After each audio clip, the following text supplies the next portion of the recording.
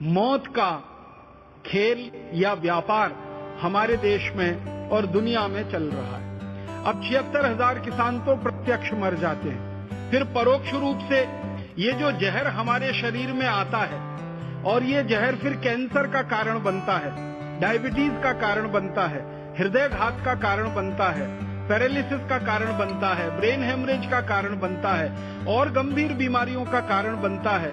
उसमें कितने लाख लोग मर जाते हैं, सरकार के पास इसके आंकड़े उपलब्ध नहीं है। अगर हम कैंसर के भारत में हुए सभी रिसर्चेस को ध्यान में रखें तो कैंसर पे काम करने वाले जितने भी विशेषज्ञों से मैं मिला हूं और मैंने उनको एक प्रश्न पूछा है कि आपने 20 साल काम किया कैंसर पर, किसी ने 15 साल काम किया, किसी ने 25 साल काम किया, ऐसे कई वरिष्ठ चिकित्सक और वैज्ञानिक इस देश में हैं। उनसे जब भी मैंने ये सवाल पूछा है कि आप मुझे एक सबसे बड़ा कारण बताइए कैंसर के होने का।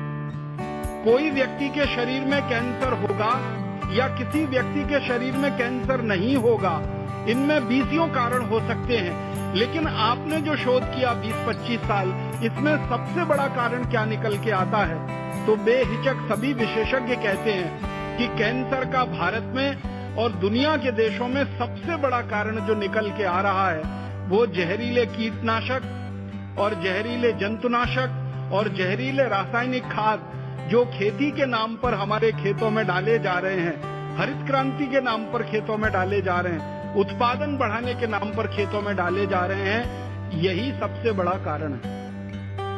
कई विशेषज्ञ ये बताते हैं कि ये जहर इतने खराब तरीके से शरीर को खत्म करते हैं कि बहुत सारे अच्छे खासे स्वस्थ दिखने वाले लोग अचानक से चले जाते हैं इस दुनिया को छोड़कर, पता ही नहीं चलता कि उनके गंभीर कारण क्या थे। भारत देश में पंजाब है, हरियाणा है, पश्चिमी उत्तर प्रदेश है, आंध्र प्रदेश है, कर्नाटक है, मध्य प्रदेश का एक इलाका है, छत्तीसगढ़ है, झारखंड है, बिहार है, उड़ीसा है, बंगाल है। ऐसे करीब 17-18 राज्य हैं जहां सबसे ज्यादा ये जहर खेतों में डाला जा रहा है। इन 17-18 राज्यों में एक राज्य सबसे बड़ा है जहां प्रति एकड़ सबसे ज्यादा जहर खेतों में डाला जा रहा है। उस राज्य का नाम है पंजाब। पंजाब में प्रति 1 एकड़ खेत में हर साल 113 किलोग्राम तो रासायनिक खाद डाल दिया जाता है और उसके बाद कीटनाशक और जंतुनाशक का जहर अलग से डाला जाता है। उसके बारे में आंकड़े घटते बढ़ते रहते हैं। कभी कपास की फसल पर ज्यादा स्प्रे करना पड़ जाता है तो प्रति एकड़ आंकड़ा बढ़ जाता है, कभी कभी कपास की फसल आती ही नहीं है तो स्प्रे करने की जरूरत नहीं पड़ती है तो आंकड़ा घट जाता है, लेकिन खाद का आंकड़ा लगभग स्थिर रहता है। तो ये जो प्रति एकड़ स्प्रे हो रहा है सबसे ज्यादा पंजाब में, और पंजाब में भी एक जिला है जिसका नाम है भटिंडा। भटिंडा में प्रति व्यक्ति सबसे ज्यादा, प्रति एकड़ सबसे ज्यादा जहरीला रसायन खेतों में डाला जा रहा है। और आज भारत देश के 680 जिलों में भटिंडा सबसे बड़ा जिला है जहां सबसे ज्यादा कैंसर के मरीज हैं पूरे भारत के आंकड़ों के अनुसार। अगर प्रति व्यक्ति कैंसर के मरीजों की संख्या आप गिनेंगे तो भटिंडा शीर्ष स्थान पर है। और भटिंडा से हर दिन एक ट्रेन चलती है बीकानेर नाम के एक राजस्थान के शहर के लिए, क्योंकि बीकानेर में बहुत बड़ा एक मेडिकल कॉलेज है जहां पर कैंसर के विशेषज्ञ बहुत हैं और कैंसर का इलाज होता है वहां पर। तो भटिंडा से बीकानेर के लिए जो ट्रेन जाती है, हर दिन हजारों कैंसर के यात्री उसमें भरकर भटिंडा से बीकानेर जाते हैं।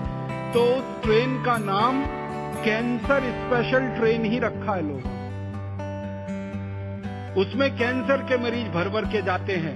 हर दिन शाम को वो चलती है ट्रेन, बीकानेर सुबह पहुंचती है, फिर बीकानेर से वापस आती है, फिर भटिंडा से लेके जाती है। रात दिन ऐसे ही चलता है। भटिंडा के बाद दूसरा सबसे बड़ा जिला जहां पर कैंसर के मरीजों की संख्या बहुत है, जलंधर है।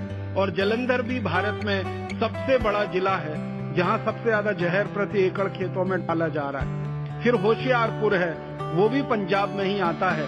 फिर हरियाणा के कुछ जिले हैं, फिर पश्चिमी उत्तर प्रदेश के, और फिर पूरे भारत के। तो ये बहुत बड़ा मौत का व्यापार चल रहा है हमारे देश में। लाखों लोग परोक्ष रूप से इससे मर रहे हैं और 76,000 किसान प्रत्यक्ष रूप से इस खेल में या इस व्यापार में मारे जा रहे हैं। आप पूछेंगे ये व्यापार कर कौन रहा है? लगभग दुनिया की 1000 बड़ी बड़ी विदेशी कंपनियां हैं जो इस व्यापार में लगी हुई हैं। अमेरिका की कंपनियां हैं, जर्मनी की हैं, जापान की हैं, फ्रांस की हैं, स्वीडन की हैं, नॉर्वे की हैं, डेनमार्क की हैं, हमारे पड़ोसी चाइना की हैं, कुछ रूस की कंपनियां हैं। ऐसे दुनिया के 24 देशों की लगभग 1000 कंपनियां हैं और उनमें से कुछ कंपनियों का भारत की कंपनियों के साथ कोलैबोरेशन है, समझौता है। तो भारत की कुछ कंपनियों के साथ मिलकर दुनिया की लगभग 1000 बड़ी विदेशी कंपनियां, मल्टीनेशनल कॉरपोरेशन इस मौत के व्यापार में लगी हुई है। आप बोलेंगे जी, इस मौत के व्यापार में इन कंपनियों को क्या फायदा हो रहा है? मानवता को तो बहुत बड़ा नुकसान हो रहा है, लोगों को तो बहुत बड़ा नुकसान हो रहा है, इन कंपनियों को क्या फायदा हो रहा है? तो इन कंपनियों का माल बिक रहा है बाजार में। ये जो जहरीले कीटनाशक बना रही हैं, ये जो जहरीला खाद बना रही हैं, इनकी बिक्री धड़ाधड़ बढ़ती चली जा रही है। 1960 के पहले जिन विदेशी कंपनियों का 1 रुपए का सामान भी इस देश में नहीं बिकता था, उन विदेशी कंपनियों की बिक्री आजकल हजारों करोड़ रुपए में हो गई।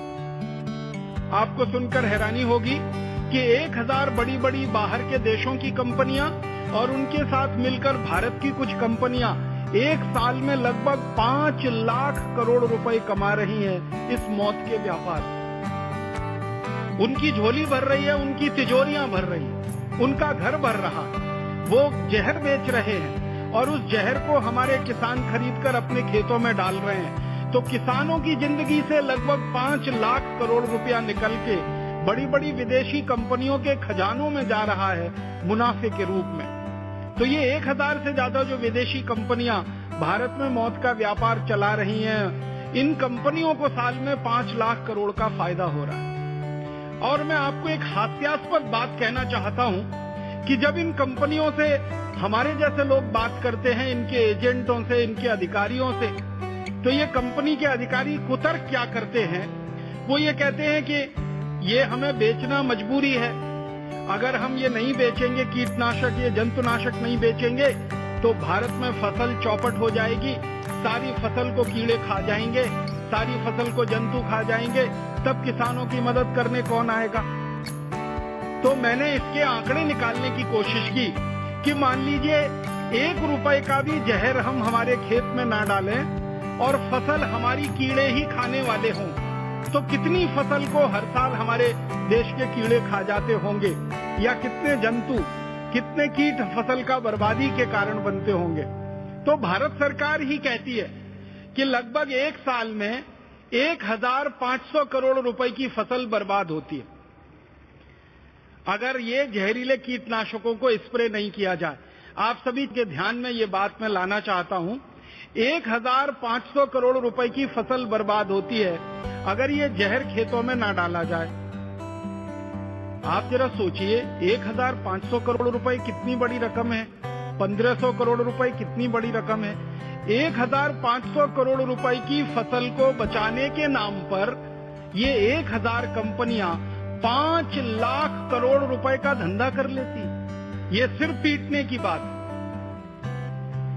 आप सोचिए ना, 1500 करोड़ रुपए की फसल बर्बाद होती है, भारत सरकार कहती है 15 अरब रुपए की फसल बर्बाद होती है हमारे देश में किसानों की, अगर उस पर जहर ना डाला जाए, एंडोसल्फान स्प्रे ना करें, मेलाथियान स्प्रे ना करें, एलडी कार्ब स्प्रे ना करें, लिंडेन का स्प्रे ना किया जाए, मोनोक्रोटोफॉस ना डाला जाए, डाइक्रोमेट ना डाला जाए, सैकड़ों किस्म के जो कीटनाशक हैं, जहरीले रसायन हैं, ये अगर खेतों में ना डाले जाएं तो सिर्फ 1500 करोड़ रुपए की फसल बर्बाद होती है।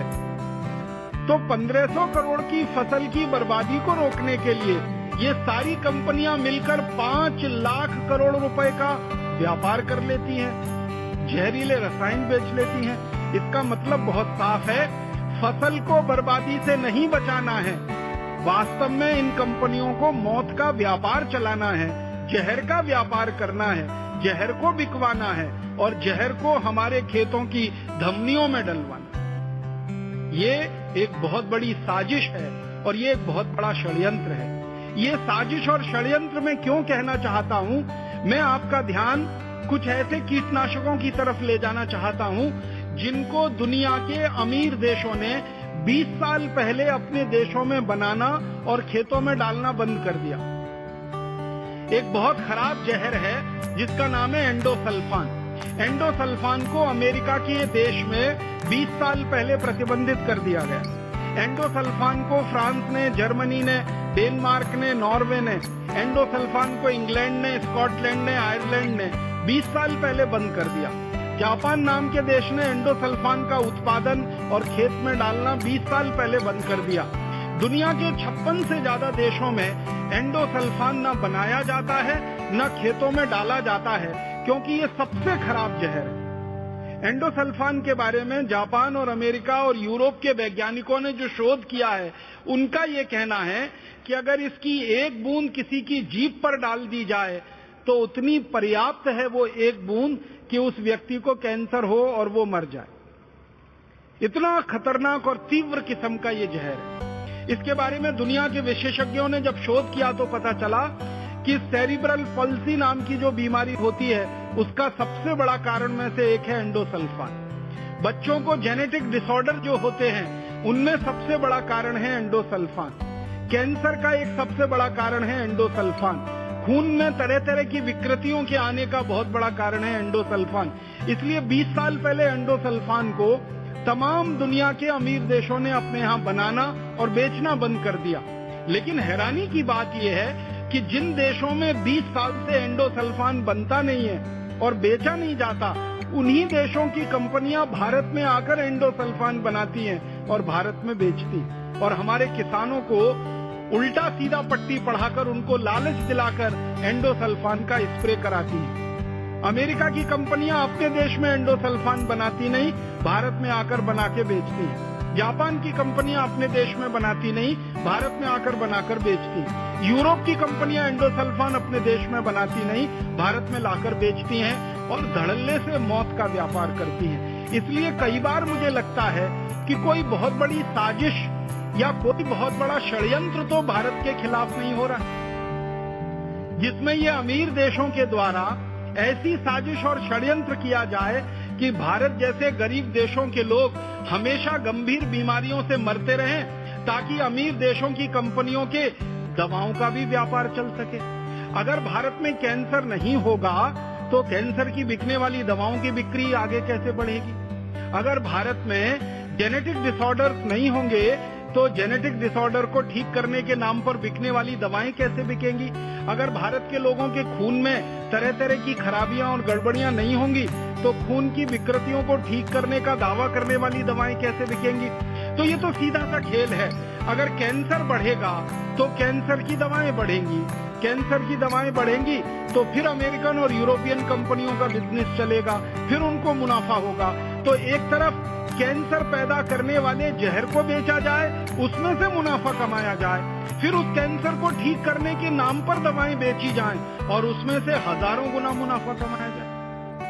आप तो ये बात बहुत अच्छे से जानते होंगे कि भारत में कैंसर की जितनी भी दवाएं बाजार में इस समय प्रचलित है, वो ज्यादातर दवाएं पेटेंटेड हैं, यूरोपियन और अमेरिकन कंपनियों के कंट्रोल में उनके पेटेंट हैं और भारत सरकार उनके साथ झगड़ा कर रही है कि आप इन दवाओं को ऑफ पेटेंट करने के लिए हमें माने कानून बना लेने दीजिए। वो सरकार को कानून नहीं बनाने दे रहे हैं। परिणाम ये हो रहा है कि कैंसर की दवाएं सबसे महंगी बिक रही हैं इस देश में। इस विभाग के एक मंत्री हुआ करते थे, उनका नाम था श्री रामविलास पासवान। एक बार उनसे मेरा प्रत्यक्ष चर्चा का मौका मिला था और मैंने उनसे पूछा था कि आप ये रसायन मंत्रालय के मंत्री जब रहे तो आपने जो संघर्ष किया है किस एक बात पर? तो उन्होंने कहा कि कैंसर की दवाएं सस्ती भारत में बिके, इसके लिए उनका पेटेंट समाप्त किया जाए और उसको ऑफ पेटेंट किया जाए ताकि कोई भी दूसरी दवा कंपनी उनको सस्ता बनाकर भारत में बेच सके।